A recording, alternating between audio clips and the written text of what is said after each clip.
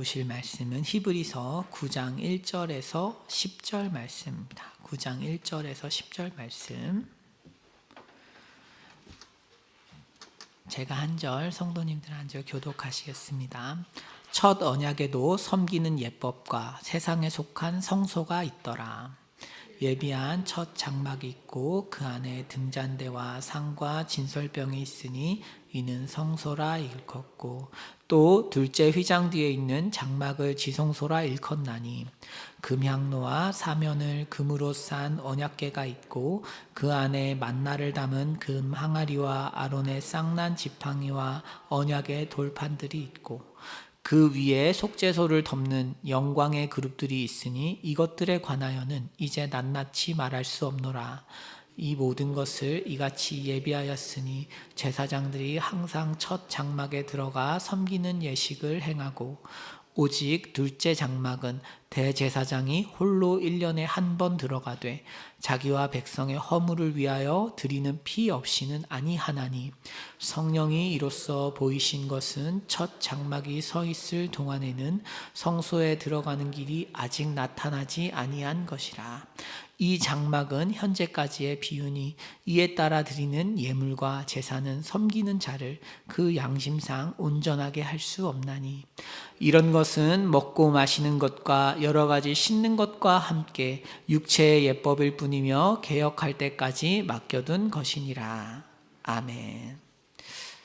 네. 히브리서는 7장까지 대제사장 예수 그리스도에 대해서 이야기하고 있습니다. 멜기세덱 계열의 반차를 따르신 예수님이 어떻게 대제사장이 될 수 있는가에 대해서 논증했어요. 8장에서는 새 언약을 다루었습니다.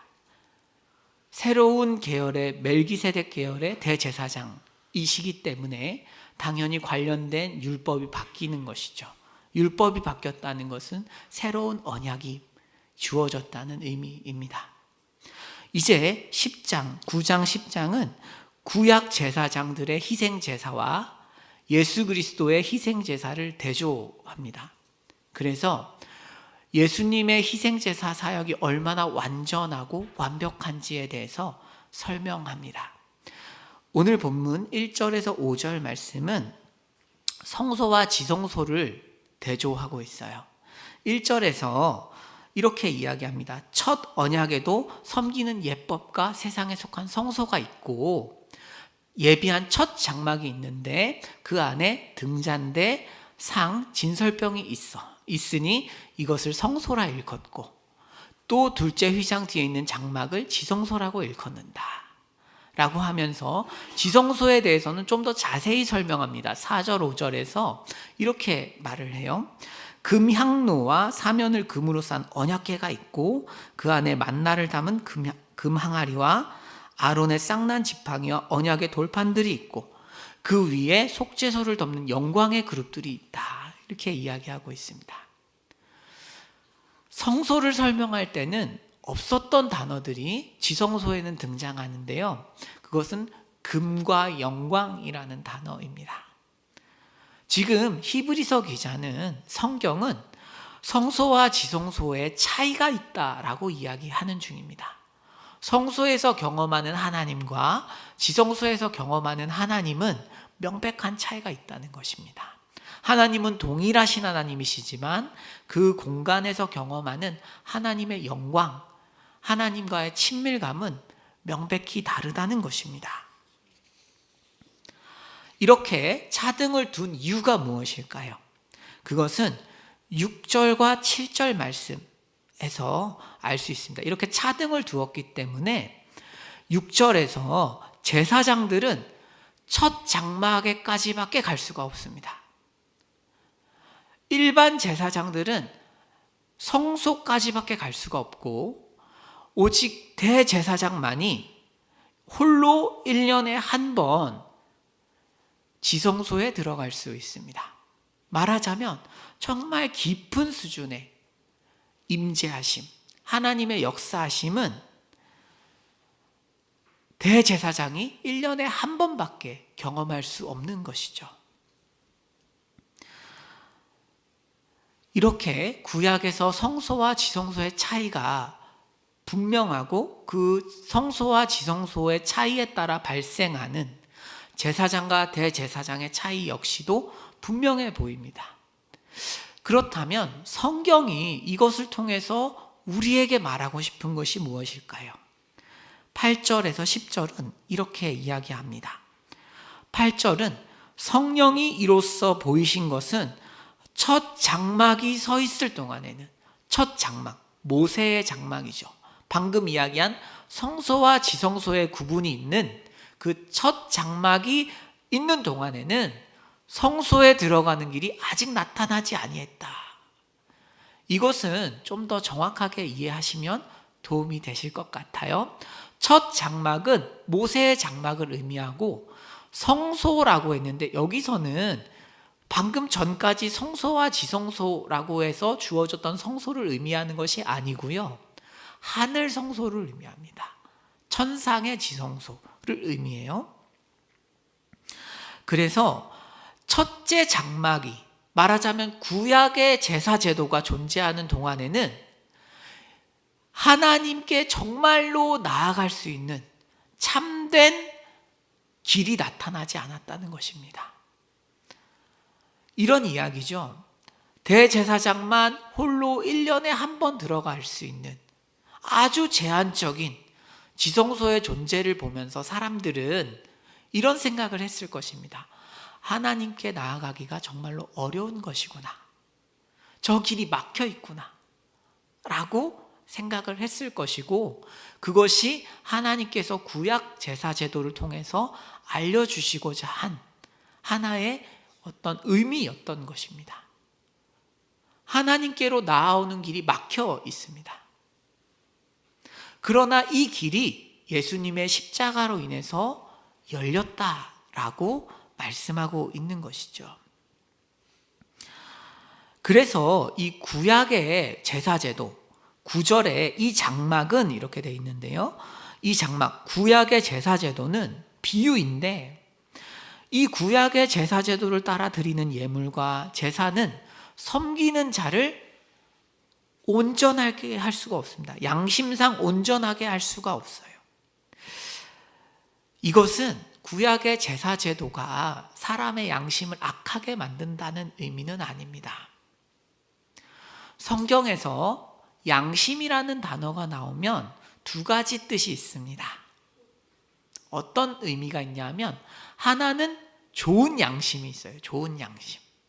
좋은 양심이라는 것은 우리가 죄를 지을 때, 죄의 유혹에 시달릴 때 양심이 괴로운 것입니다.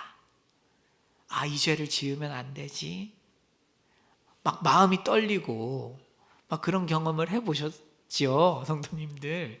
말하자면 우리가 죄를 지으려고 하는 유혹이나 죄를 막 단번에 지으려고 하면 막 마음이 떨립니다.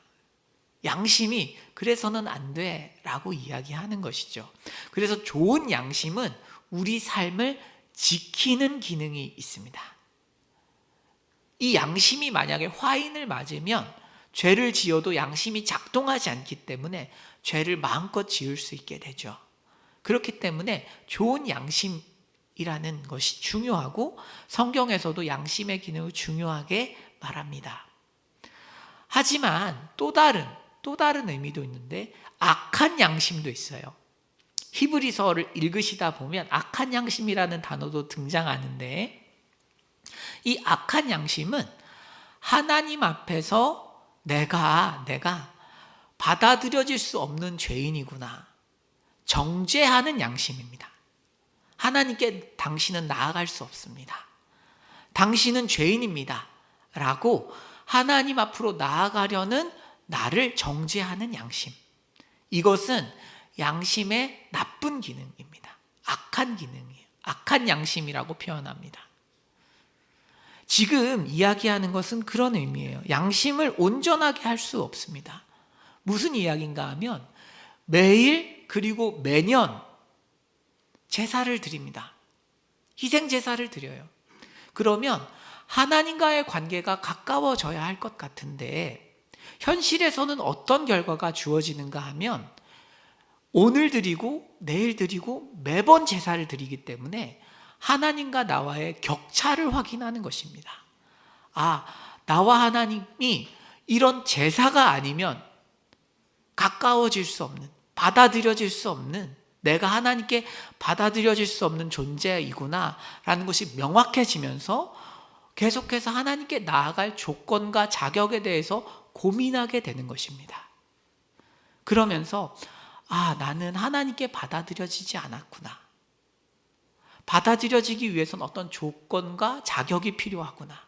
율법을 지키는 것이 필요하구나 라는 생각이 계속 더해지는 것입니다.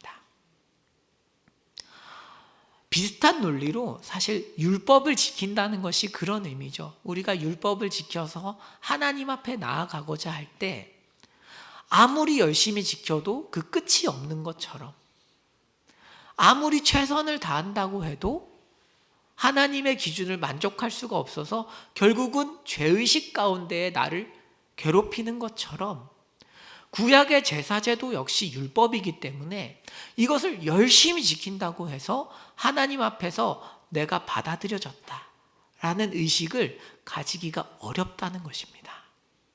오히려 양심이 완벽하지 않다고 고소하고 고발하여서 제사자가 하나님 앞에서 이 정도면 됐어 라는 느낌을 받기는 어렵다. 이것이 지금 히브리서가 19장 9절에서 이야기하는 내용입니다. 왜 구약의 제사제도가 이런 한계를 가지고 있는가 하면 애초에 디자인을 그렇게 해두셨어요. 10절에 이렇게 말씀하고 계십니다. 이런 것은 먹고 마시는 것과 여러 가지 씻는 것과 함께 육체의 예법일 뿐이다. 그러니까 겉으로 존재하는 것이지 내면을 깨끗하게 해서 하나님 앞에서 내가 받아들여질 만한 존재라고 여기게 만들지 않는다는 것입니다. 그런 기능은 율법에 없다. 이 구약의 제사제도에 없다라는 것이죠. 이와 대조적으로 예수 그리스도의 희생제사는 한 번의 제사로 완전하고 영원하게 우리의 죄를 대속했기 때문에 우리는 이제 하나님 앞에서 하나님께서 나를 받아주지 않으시면 어떡하지? 라는 고민을 할 필요가 없어진 것이죠. 양심이 드디어 잠잠해진 것입니다. 본래는 양심이 우리에게 이렇게 고발하는 것이죠. 당신은 이런 죄도 지었고 이런 생각도 했고 해서는 안 될 행동도 했고 해야 하는 행동을 하지 않았고 가져야 하는 감정을 품지 않았고 마땅히 가지지 말아야 하는 감정을 품었다. 당신 같은 사람을 하나님이 받겠느냐 라고 양심이 고발합니다. 당신의 삶을 돌아보아라. 우리의 생각과 감정과 의지는 우리를 죄인이라고 고발합니다. 이것이 양심의 기능입니다. 양심이라는 것이 본래 우리가 존재해야 하는, 우리가 본래 도달해 있어야 하는 존재에서 이만큼 멀기 때문에 그 격차를 증언하는 것이 양심이에요. 그래서 계속 증언하는 것입니다. 당신은 이만큼 기준에 미달합니다. 라고 할 때 일반적인 구약 제사는 그렇습니다. 맞아요. 이 제사로는 내가 완전히 받아들여지는지 알 수 없습니다. 라고 이야기했었지만 이제 예수님의 희생 제사로 인해서 그런 죄는 십자가에서 모두 대속하셨기 때문에 나의 행동, 나의 감정, 나의 의지가 저지른 모든 죄악들, 나의 전 존재가 잘못한 것들을 십자가에서 예수님이 해결하셨고 더 이상 그 제사는 반복되지 않을 정도로 완전하고 완벽하기 때문에 하나님은 나를 받으셨다 라고 양심이 십자가 앞에서 잠잠해지는 것입니다. 드디어 양심이 만족함을 얻은 것입니다. 맞다.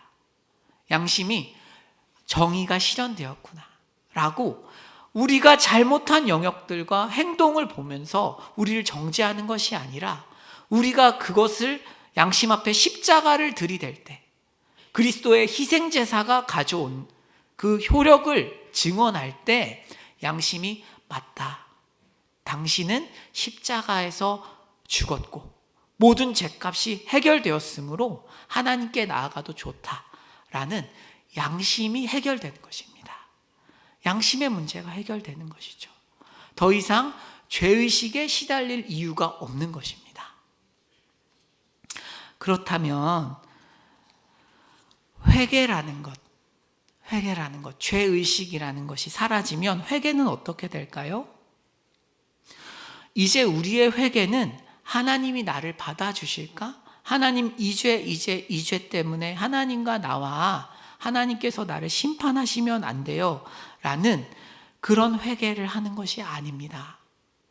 성경이 말하는 복음이 가져다 주는 참된 회개라는 것은 하나님과 나와의 인격적인 관계에서 하나님께서 십자가에서 그렇게 나를 사랑하셨는데 그 인격적인 하나님 앞에서 잘못한 것들, 하나님의 사랑을 받는 존재로서 내가 하나님 사랑에 이렇게 배반하고 하나님 사랑에 이렇게 반응하지 못했습니다.